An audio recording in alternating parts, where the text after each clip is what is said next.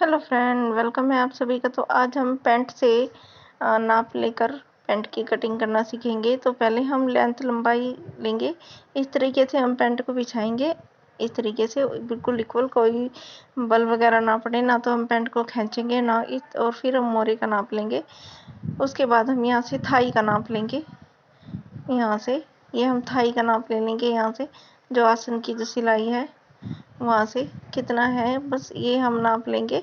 वैसे हम ये आसन का और जो कमर ऊपर का चौड़ाई का और लंबाई का नाप है वो कमर और हिप के अकॉर्डिंग निकालते हैं।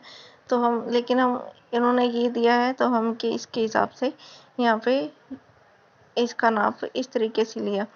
तो अब हम यहाँ से ये कपड़ा मैंने डबल फोल्ड बिछा रखा है, तो इसको बिल्कुल यहाँ से सीधा करेंगे। कई बार कान वगैरह होती है, तिरछा होता है तो वो सीधा हो जाता है। पहले ये हमारा सबसे पहला काम होता है, हर एक कपड़े को इसी तरह सीधा करना। तो ये हमारी जो पैंट है सारे में इलास्टिक वाली है, इसमें सारे में रबड़ डलेगी, इलास्टिक डलेगी। तो यहाँ से हमने 3 इंच इलास्टिक का ले लिया। अब इसकी लंबाई नापेंगे। जितनी भी आपकी पैंट की लंबाई होगी उस हिसाब से आप पैंट की लंबाई का निशान लगाएंगे और फिर 3 या 2.5 इंच नीचे एक्स्ट्रा लगाएंगे फोल्ड करने का। तो ये हमने यहाँ से इसे सीधा कर लिया। अब हमने यहाँ से इस पार्ट पे देख लेना है कि दोनों इक्वल है। नहीं, अगर छोटे बड़े हो रहे हैं तो उसको इक्वल कर लो, एक साथ बिल्कुल एक जैसा कर लो, ताकि हमारा जो ये पार्ट हो बिल्कुल इक्वल कटिंग हो। तो हमने पैंट के अकॉर्डिंग लेना है, इसमें हमने कोई लूजिंग नहीं देनी। जितनी हमने पैंट का नाप लिया था बिल्कुल उसी हिसाब से लेना है। जितना हमने आसन की चौड़ाई लंबाई थी हमने उसी हिसाब से लेना है, ठीक है। अगर हम बॉडी का नाप लेते हैं तो उसमें हमें लूजिंग देनी होती है, लेकिन हमने ये पैंट के नाप से लिया है तो उसी तरीके से हम लेंगे। तो यहाँ से हम ये सेंटर निकालेंगे, जैसे मैं हर पैंट में बताती हूँ। इसका भी सेंटर हम इसी तरीके से निकालेंगे। यहाँ से हम जितना सेंटर से इधर आया उतना ही मोरी में लगा देंगे और फिर मोरी पे भी हम ये सेंटर का निशान लगा देंगे। इस लाइन को सीधा कर देंगे इस तरीके से। देख सकते हैं आपके मैंने ये सीधा कर लिया। अब यहाँ से देख सकते हैं कि जितनी हमारी मोरी है इस सेंटर के निशान से हम मोरी निकालेंगे। अगर हमारी 6 है तो 3 इस तरफ और 3 उस तरफ इस सेंटर के निशान से, तो हमारी जो सेंटर है पैंट का वो निकल के आ जाएगा। तो इस तरीके से हम यहाँ से फूटी की मदद से, शेपर पट्टी की मदद से पैंट की शेप देंगे यहाँ से इस तरीके से। अगर आपको ये चीज़ इस तरीके से समझ ना आए कि हमने इस साइड से कैसे लेना है, तो हम फूटा उठाएंगे और एक सीधी लाइन खींच लेंगे। तो उसके हिसाब से आप इस शेपर पट्टी को ऐसे रखिए, तो और यहाँ पे इस तरीके से निशान लगा दीजिए। तो इससे बहुत फर्क पड़ता है। देखिए मैंने जो पहले लाइन लगाई थी उसमें और इसमें थोड़ा अंतर है। अब यहाँ से जो ये कोना निकलता है इसको इक्वल करेंगे। तो कई बार होता है कि हम दोनों पार्ट को, मतलब इस पार्ट को कट कर लेते हैं, हम सेंटर निकाल लेते हैं, लेकिन जो बैक वाला हिस्सा होता है उसको हम सेंटर नहीं निकाल पाते। जो न्यू होते हैं, बिगिनर्स होते हैं, तो उसके लिए मैं एक चीज़ कहूँगी कि जो हमने आसन वाली साइड से हमने कटिंग कर देनी है, लेकिन इस साइड से अभी नहीं करेंगे। इस साइड से बिल्कुल ऐसे ही निशान हम लगाए रखेंगे। अब हम बैक वाला पल्ला रेडी करते हैं। तो इस तरीके से हमने बिछाया। बिल्कुल ये खुली वाली जो साइड है कपड़े की वो मेरी साइड है, ओपन साइड, और जो बंद साइड है वो आपकी साइड है। तो इस तरीके से रखेंगे। तो बैक वाला आसन हमारा थोड़ा बड़ा कट होगा। तो हम देखिए मैंने पहले ही यहाँ से 3 इंच एक्स्ट्रा ले लिया है और बिल्कुल इसके साथ रखते हुए किनारे में किनारे मिलाते हुए हम, तो देखिए इस तरीके से हमने ये निशान लगा रखा है यहाँ पे।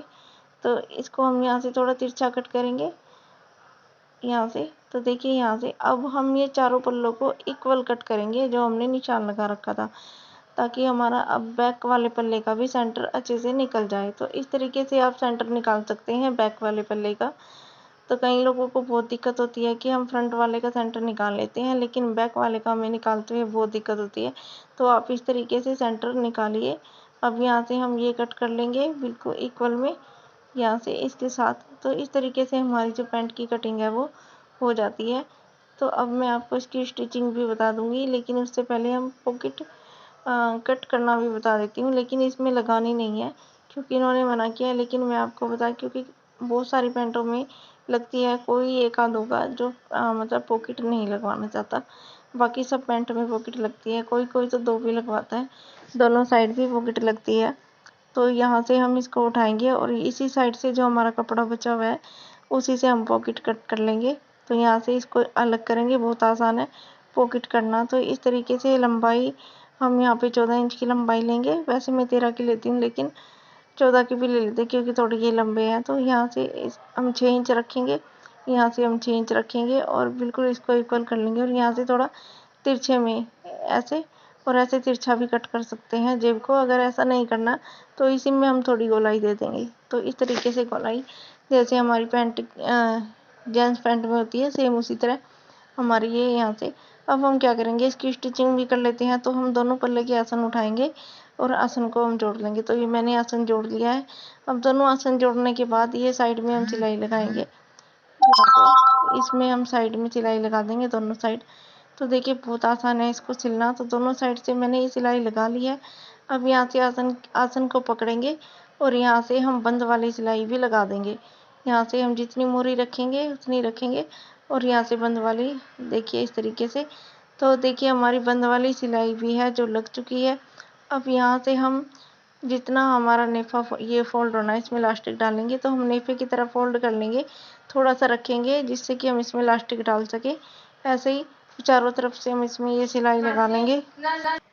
तो इस तरीके से मैंने ये लगा लिया। अब इसमें इलास्टिक लेंगे और इसमें हम रबड़ को यहाँ से हिसाब से लें जितना हमें लेना है। तो यहाँ पे हम इसमें डाल देंगे ये इस तरीके से। तो यहाँ से हम देखिए इस इलास्टिक को ऐसे डाल देंगे इसमें सारे में और बिल्कुल इक्वल जितनी हमारी चौड़ी इलास्टिक है उतना ही चौड़ा नेफा हम फोल्ड करेंगे। बस थोड़ा सा मार्जिन रखेंगे जिससे कि हमारा इलास्टिक जा सके। एक चीज़ का ध्यान रखें कि हमें रबड़ को इस तरह से नहीं स्टिच करना, एक दूसरे के ऊपर रख के ऐसे स्टिच करेंगे तो बहुत अच्छा होगा। तो देखिए मैंने इसमें ये इलास्टिक डाल दी है।